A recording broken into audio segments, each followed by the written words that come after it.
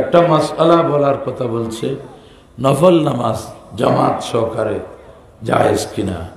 দেখেন, কিছু মানুষ এক জায়গায় একত্রিত হয়েছে, ওরা যদি ইচ্ছে করে নফল নামাজ জামাতে পড়তে পারে, কিন্তু ফিকহের কিতাবে আছে বেলা তদাই মানে মানুষকে ডেকে খুঁজে বা এটার জন্য গুরুত্ব সহকারে নিয়ে করা, এটাকে ফকিগণ বলেছেন। এমনি রসুল করিম সাল্লাল্লাহু আলাইহি ওয়াসাল্লাম মাঝে মধ্যে অনেক নফল নামাজ জামাতে পড়েছেন। যেমন বুখারী শরীফে আছে, ইতবান ইবনে মালিক এক সাহাবীর ঘরে রসুল পাক গিয়েছেন, উনি চোখে দেখতেছেন না, মসজিদে যেতে পারেন না, তো বললেন ইয়া রাসূলুল্লাহ আপনি কি একটা জায়গায় নামাজ পড়ে দেন বরকতের জন্য। তো রসুল পাক গেলেন, বললেন যে ইতবান আমি কোথায় পড়তাম নামাজ? বলে যে এইখানে।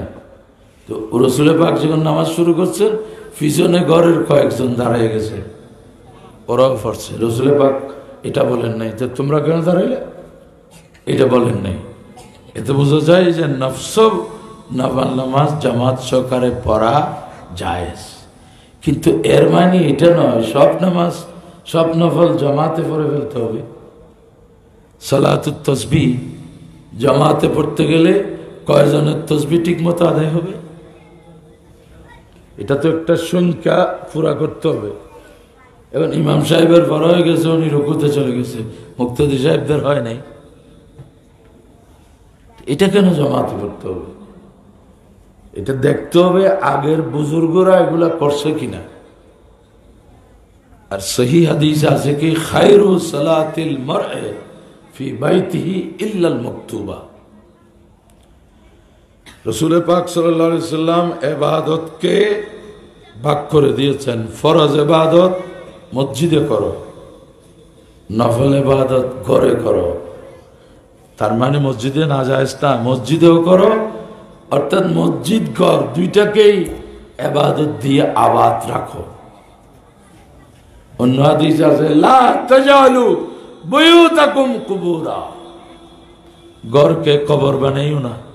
তার মানে কবরে যেমন নামাজ নাই, ঘরে কোনো নামাজ পড়বে না, সব মসজিদে কি পড়বে আমার না।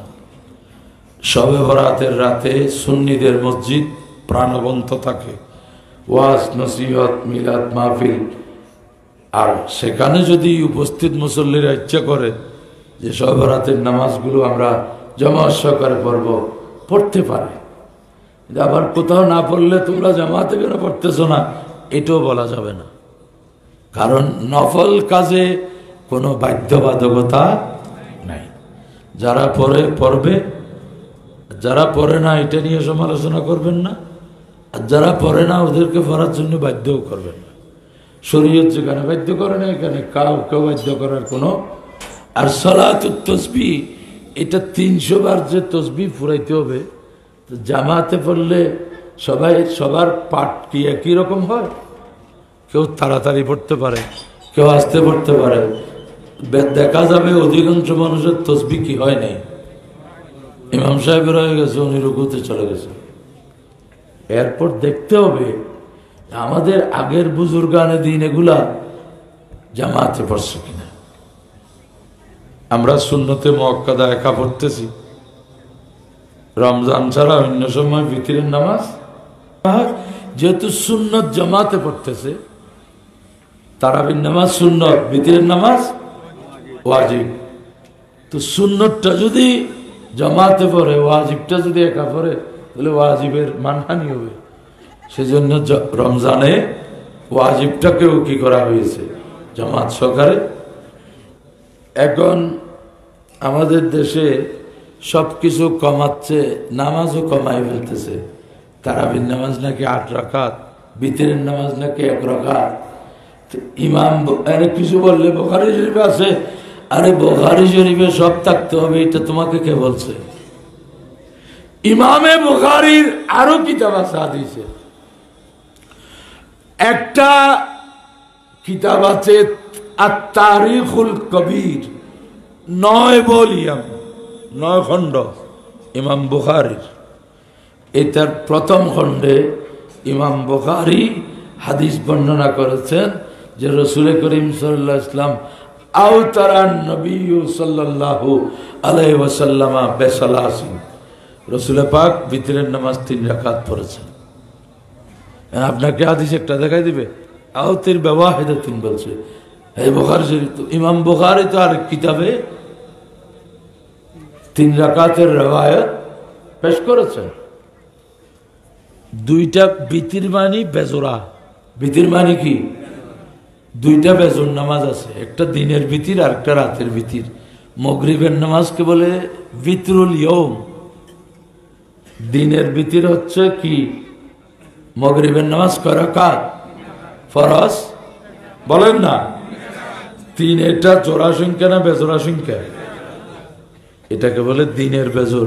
তো দিনের বেজোড়া নামাজ যদি 3 হয়, রাতের বেজোরটা কেন 1 হবে?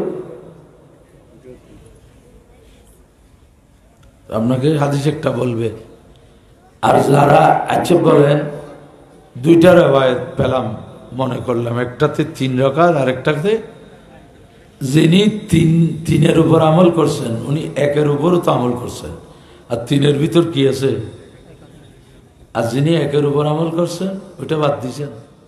তাহলে হাদিসের উপর আমল তো আমরা বেশি করলাম, তোমরা না।